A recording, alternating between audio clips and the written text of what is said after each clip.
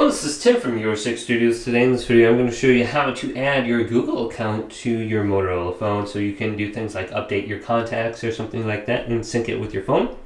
So we can go down to settings right here and going down, and we are looking for an option called passwords and accounts. Save passwords, autofill, synced accounts.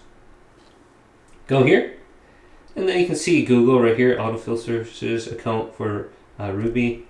So we can go to here. And now we want to go to just your Facebook account. So we have Exchange, Google right here. We can just go to Google. They both have like the same similar icon. And then type in your email address right here. And then you can add your Google account to your phone.